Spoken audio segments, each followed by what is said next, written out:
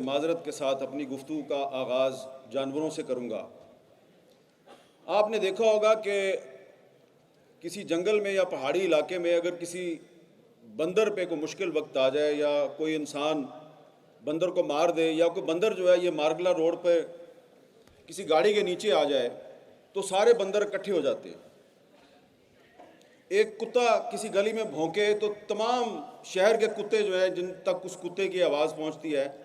وہ بھی بھونکنا شروع کر دیتے ہیں۔ ایک کوا مار دیں،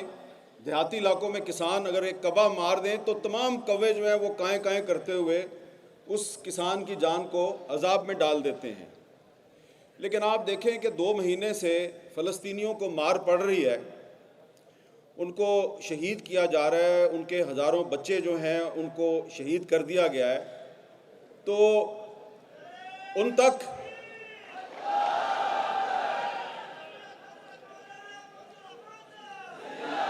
بھائی آپ کی بڑی مہربانی، مجھے صرف 5 منٹ ملے ہیں تو میں نعرہ تکبیر۔ مسلم ممالک ہیں اور جن کی حکومتیں ہیں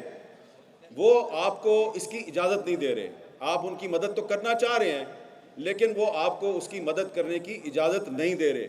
ابھی ہمارے ایک بہت ہی محترم ساتھی نے یہاں پہ کہا کہ کم از کم غوری میزائل کا رخ ہی اسرائیل کی طرف کر دو۔ بھائی آپ کو پتہ ہونا چاہیے کہ غوری میزائل کا رخ اسرائیل کی طرف کرنے کی کوشش کی تھی ایک آدمی نے، اس کا نام تھا ڈاکٹر عبدالقدیر خان، اور یہ جو بات میں آپ کو بتانے لگا ہوں یہ خود مجھے ڈاکٹر عبدالقدیر خان صاحب نے بتائی۔ میں نے ان سے پوچھا کہ یہ ڈاکٹر صاحب یہ پرویز مشرف کے ساتھ کیا مسئلہ ہے آپ کا، آپ تو ہمارے قومی ہیرو ہیں۔ تو انہوں نے اس کو ایک بہت ناقابل بیان قسم کی گالی دی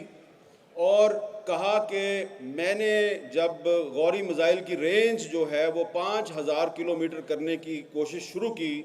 اور پروجیکٹ کے لیے جب میں نے ان سے فنڈز مانگے تو انہوں نے کہا اچھا اس کا مطلب ہے تم اسرائیل کو ٹارگٹ کرنا چاہتے ہو، تو ہمارا تو دشمن انڈیا ہے،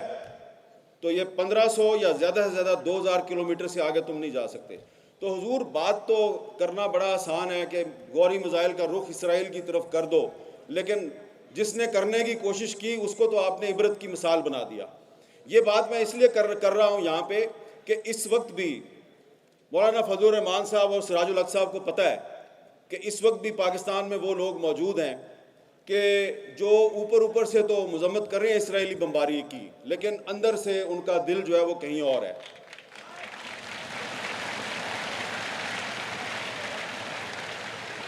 میں کوئی لمبی چوڑی بات نہیں کرنا چاہ رہا، دسمبر کا مہینہ ہے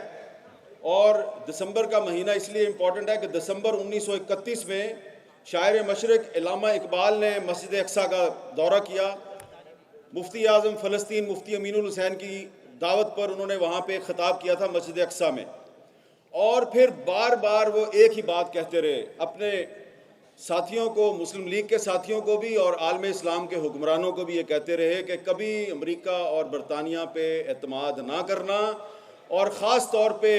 انہوں نے مسلمانوں سے کہا کہ فلسطین کے بارے میں جو عرب بادشاہ ہیں ان کے اوپر کبھی اعتبار نہ کرنا، یہ آپ کے جو مفادات ہیں ان کا تحفظ کرنے کے قابل نہیں ہے۔ اور یہ بات آج صحیح سچ ثابت ہو رہی ہے۔ اس وقت میں کسی عرب بادشاہ کا نام نہیں لینا چاہتا کہ وہ تم تو بہت کچھ کر سکتے ہو لیکن تم نہیں کر رہے۔ ہم بہت سے عرب بادشاہوں کے نام لے سکتے ہیں جو صرف زبانی بیانات تو جاری کر رہے ہیں لیکن عملی طور پہ انہوں نے کوئی مدد نہیں کی فلسطینیوں کی۔ ہمیں سب سے پہلے اپنے گھر کا جائزہ لینا چاہیے کہ آپ کے اپنے گھر میں کیا ہو رہا ہے۔ اب آپ یہاں پہ اتنا بڑا آپ نے اجتماع کیا ہے، یہاں پہ آپ اچھی اچھی تقریریں ہوں گی، قراردادیں منظور ہوں گی، لیکن آج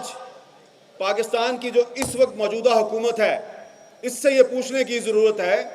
کہ آپ بار بار جو یہ کہتے ہیں کہ مسئلہ فلسطین کا حل 2 اسٹیٹ سلوشن ہے، 2 ریاستی فارمولہ، تو یہ پاکستان کی کون سی پارلیمنٹ نے یہ فیصلہ کیا؟ کہاں پہ یہ فیصلہ ہوا کہ 2 ریاستی سلوشن جو ہے وہ مسئلہ فلسطین کا حل ہے؟ اور کیا یہ ہمارے نگران وزیر اعظم صاحب جنہوں نے 2 اسٹیٹ سلوشن کی بات سب سے پہلے کی، مطلب پتہ ہے آپ کو 2 اسٹیٹ سلوشن کا مطلب کیا ہے؟ مطلب یہ ہے کہ 2 اسٹیٹ سلوشن کا مطلب یہ ہے کہ جی آپ اسرائیل کا جو وجود ہے اس کو تسلیم کر لیں اور اسرائیل کو بھی تسلیم کر لیں، اور یہ جو غزہ اور دریائے اردن کا جو مغربی کنارہ ہے اس طرف جو فلسطین ہے یہاں پہ ایک فلسطینی ریاست قائم کر دیں۔ تو یہ 2 اسٹیٹ سلوشن ہے۔ اب میں اس 2 اسٹیٹ سلوشن کو کیوں مسترد کرتا ہوں، میں اس کے کیوں خلاف ہوں؟ پہلی بات تو یہ ہے کہ پاکستان اسرائیل کو تسلیم نہیں کرتا، اور دوسری بات وہ یہ ہے کہ بانی پاکستان قائد اعظم محمد علی جناح نے 1948 میں جب اسرائیل کو تسلیم کیا گیا تو اس 2 اسٹیٹ سلوشن کو انہوں نے مسترد کر دیا۔ ان کو جب یہ کہا گیا کہ آپ اسرائیل کو تسلیم کریں تو انہوں نے انکار کر دیا، اور قائد اعظم نے خط لکھا امریکی صدر ٹرومین کو، اور اس خط میں یہ کہا کہ اسرائیل ایک ناجائز ریاست ہے، آپ اس کی سپورٹ بند کر دیں۔ تو لہٰذا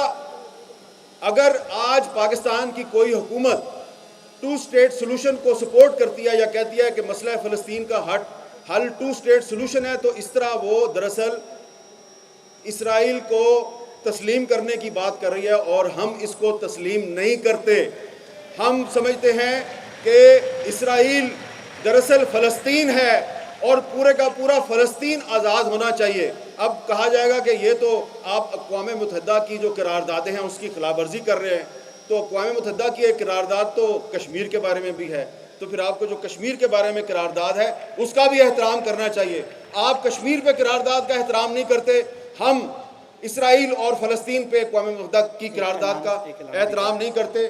اور یہ ایک اعلان کرنا چاہ رہے ہیں۔ آپ کریں گے